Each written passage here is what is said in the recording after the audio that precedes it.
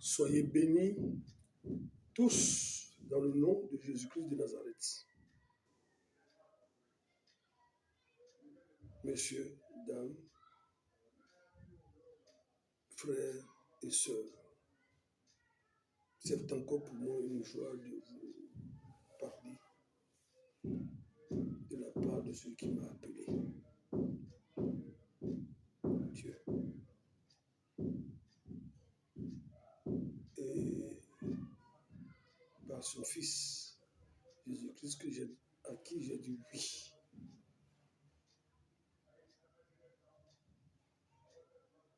Il est bon. Me tenir devant vous et vous parler de Jésus, c'est impensable par rapport à ma personne. Ce que j'étais hier et ce que Dieu a fait de moi, ce que je suis aujourd'hui. J'aurai un temps pour vous témoigner de comment je suis arrivé à lui. Et ce matin, je voudrais m'excuser pour la qualité des vidéos que vous écoutez. Ce n'est pas ça, le son, puisque je n'y connais rien.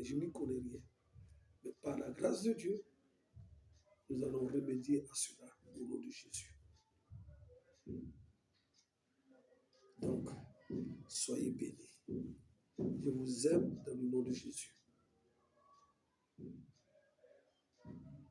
Ce matin, l'entretien que je vais avoir avec vous, c'est simple. Retour à la parole. Retour à la parole.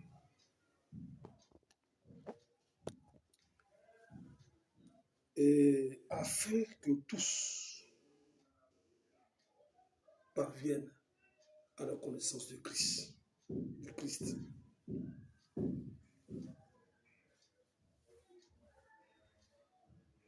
Le temps est venu pour nous, sur l'interpellation du Saint-Esprit, de rebâtir la maison de l'Éternel dans notre pays. Ils sont fatigués. Ils sont fatigués d'entendre des promesses de réveil basées sur la visite d'un grand ministère venant de l'étranger. Ils sont fatigués. Parce que tout ce qui vient de l'extérieur, tout est bon. Donc nous courons pour qu'il y ait un renouvellement. Mais honnêtement, quand ils viennent, pour certains, nous sommes bénis. Mais quand ils repartent, nous revenons à notre état encore comme si nous n'avons pas compris, nous n'avons pas reçu de la révélation, nous n'avons pas reçu la révélation de la part de Dieu par rapport au passage de cet homme de Dieu.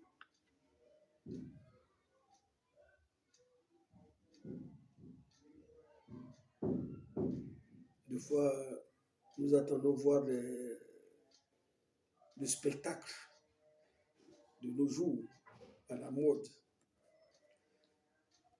Guérison ici, guérison et là, miracle ici, et aussi des autoproclamés. Tout ceci agrémente la galerie. Et beaucoup courent, beaucoup cherchent.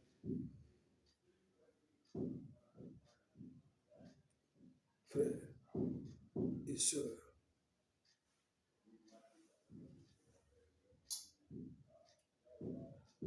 ils sont fatigués. Tout récemment, des personnes m'ont posé la question, pasteur, qu'est-ce que tu en penses par rapport à ce que l'événement que nous avons les faits que nous venons de voir par rapport à un homme de Dieu disant qui il est, mais ça ne m'intéresse pas. Ce n'est pas de leur faute. Parce que tout ceci a été déjà dit. Jésus nous a retracé ces faits-là. À l'approche de sa venue, voilà ce que vous verrez. Donc, ce que nous voyons aujourd'hui, ce n'est pas nouveau pour celui. Pour celui, je dis bien pour celui qui se laisse guider par la parole de Dieu. Rien n'est nouveau. Dieu nous parle aujourd'hui. Dieu nous parlera de demain. Il nous a parlé hier. Il est le même hier, aujourd'hui et éternellement. Il ne change pas. La parole, elle est vivante. Elle est plus actuelle que nos journaux que nous achetons. Pour des faits ici et là. Déjà, en méditant, en recevant la parole venant d'en haut, frère, je ne suis pas surpris de ce que je vois, de ce que j'entends. Au contraire, je suis dans la joie parce que, vous voyez, je dis bien, je suis dans la joie parce que ma délivrance est proche. Jésus revient. Jésus revient. Que tu le veuilles ou non, Jésus revient. Il l'a dit et nous allons voir cela. Jésus revient. Il n'a pas dit l'heure, il n'a pas dit la date, mais il revient. Ce que nous voyons aujourd'hui, rien n'est étonnant pour celui qui médite, qui reçoit la révélation du Seigneur. Ce qui va se passer demain, Dieu nous a déjà révélé. Donc c'est pourquoi nous sommes en paix pour celui réellement qui prend la parole comme boussole, comme repère dans sa vie.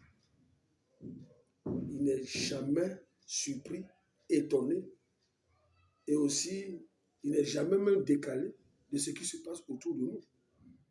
Parce que rien n'est nouveau. Alléluia. Rien n'est nouveau. Dieu est Dieu. Ce qu'il a dit hier, il le fait encore aujourd'hui. Voilà pourquoi ils sont fatigués d'entendre des messages ici, d'entendre des révélations, d'entendre de voir des choses, mais qui ne se réalisent pas. Ils sont fatigués. Ils courent ici et là.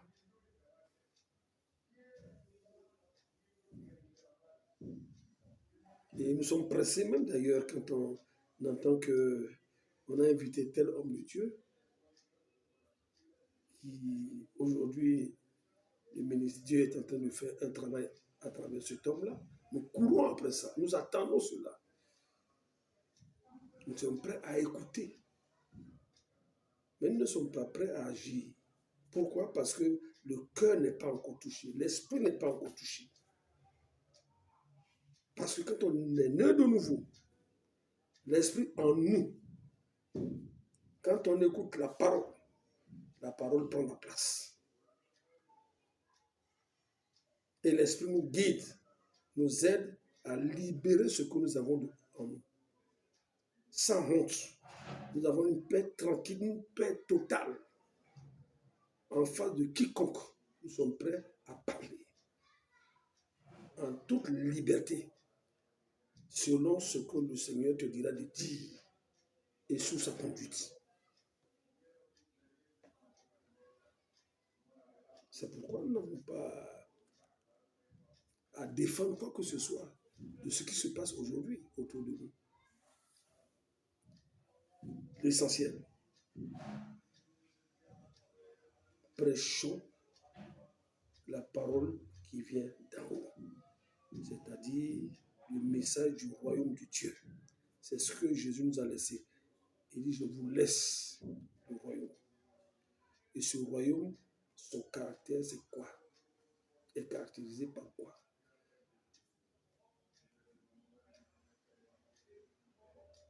La justice de Dieu. Il est juste. Il est là-haut. Il sait toutes choses. Il voit tout. La paix. Une paix qu'il te donne, qui n'est pas la paix de ce monde dans lequel nous sommes. Une paix qui fait croire que parce que j'ai des moyens, j'ai tout ce qu'il faut, donc j'ai la paix. Je suis heureux, je suis béni. Alléluia. Non, non, non. La bénédiction dont Dieu parle, c'est d'avoir Jésus. La bénédiction dont Dieu parle, c'est d'accepter Jésus dans ta vie. Le fait d'avoir Jésus en toi, il est le seul. Tu es béni et tu retrouves ce que tu as perdu dans le jardin d'Éden à cause de nos grands-parents, Adam et Ève. Tu retrouves toutes ces grâces. La joie, la vraie joie. Sinon, comment se fait-il que des milliardaires se suicident? Comment se fait-il que des personnes qui ont tous les moyens, tout ce qu'il faut, se suicident? Femmes comme hommes. Et la moralité aussi est zéro, nulle, aucune crainte. Oh, je vois là tout récemment, j'ai écouté là tout récemment. Regardons aux États-Unis, un grand pays, où nous avons tous les grands hommes de Dieu, comme nous pouvons le dire, grands hommes de Dieu, en guillemets, tous les grands hommes de Dieu, comme on le dit. Nous sommes pressés même d'aller dans ce pays parce que c'est là-bas la référence. Mais c'est faux, c'est archi faux.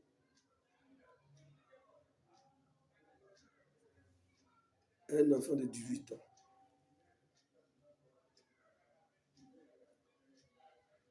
rentre dans une école primaire, il tire, il tue 20 personnes. Et ce pays, on le dit christianisé, où la parole de Dieu est annoncée à tout moment à la télévision, dans les églises, dans les temples, dans toutes les dénominations. Mais, regardez ce qui se passe. La société est malade. Notre société est malade.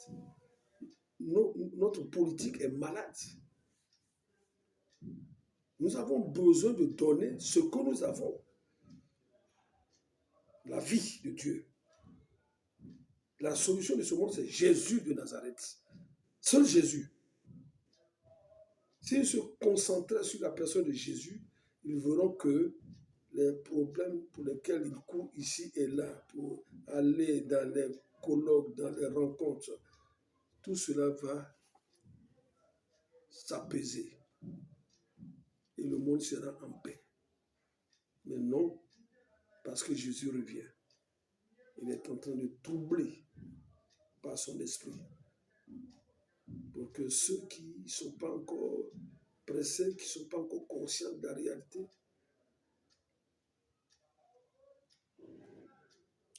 restent. Et ceux-là cherchent, disent, ah, ça ne va pas, je vais chercher un salut. C'est fait exprès pour que ceux qui sont encore dans l'attente, ceux qui sont encore dans la crainte, dans la peur, viennent à lui. Jésus est vrai. Voilà pourquoi, frères et sœurs, je prends ma responsabilité selon la conduite du Saint-Esprit de faire ce qu'il me dira de dire. La parole. Je vais libérer la parole. Et je ne serai pas le seul. Il y en a plusieurs dans ce pays que Dieu va susciter dans ces temps de la fin, dans ces temps de crise, va révolutionner l'Église pour que les soi-disant églises, dénominations sortent de leur torpeur. Dieu va secouer et ces hommes sont là. Alléluia. Voilà pourquoi moi j'apporte ma paix. Comme on dit vieux. Nous on est vieux. Alléluia. Effectivement, à cet âge, je suis encore vivant. Et je vais donner ce que j'ai de la part du Seigneur, partager à l'Église au nom de Jésus. Alléluia. Frères, sœurs,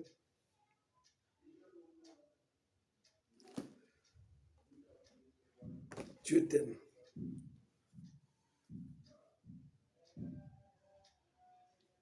Ne tarde pas. Tu n'as pas à t'inquiéter du lendemain. Tu n'as pas à t'inquiéter maintenant. Dieu t'aime. Il te veut. Jésus t'aime. Et l'esprit est prêt. Dispose ton cœur pour venir à lui. T'es seul, demande son aide. Saint-Esprit, viens à mon aide. Je veux retrouver, je veux chercher Jésus. La Bible est là. Elle est vendue partout. Cherche à avoir une Bible. Et demande à Dieu de te révéler qui il est. Je te le dis honnêtement, tu vas le trouver. Si tu es vrai avec toi-même. Voilà pourquoi je te conseille, je t'exhorte. Ne reste pas dans ce silence. Ne reste pas dans ta connaissance, dans ton intelligence, comme on le dit. Ah, je connais, je sais tout de Dieu. Non, ne reste pas dedans. Parce que si tu savais tout de Dieu, dans la situation dans laquelle tu te trouves, ce n'est pas absolument ça. Tu devais être un repère pour la jeunesse. Un repère pour la jeunesse. Un repère de vie. Un témoignage vivant pour la jeunesse. Parce que les jeunes cherchent ceux qui comptaient pour le conduire dans la victoire. Hélas, dans notre société, il y a trop de choses qui se passent. Les soi-disant leaders, que ce soit politique, leaders économiques, ce ne sont pas des modèles. Il y a des modèles, mais ce ne sont pas des modèles. La valeur est zéro, nulle. Pour les rien, ils peuvent sacrifier n'importe quoi pour dominer. Or, nous ne sommes pas appelés à dominer. Nous sommes appelés à aider, à soutenir, à partager pour la seule gloire de celui qui nous a fait, Jésus de Nazareth. En son nom, nous sommes victorieux. Voilà pourquoi ce matin, je libère cette parole sur ta vie. Sois libre. Sois libre. Dieu t'aime. Dieu t'aime. Laisse ton histoire de religion, laisse ton histoire de dénomination, mais accepte celui qui a fait la vie. Ce n'est pas une dénomination, ce n'est pas une église, ce n'est pas une dénomination. Viens à lui et lui seul te dira, va où tu dois aller pour partager la communion avec des frères et des sœurs. Les assemblées qui sont là, nous les bénissons. Mais Dieu va réveiller, va susciter des hommes et des femmes dans ces assemblées pour apporter un plus pour que l'Église ne dorme pas. Au nom de Jésus, Soyez bénis et merci et à bientôt. Merci. Amen.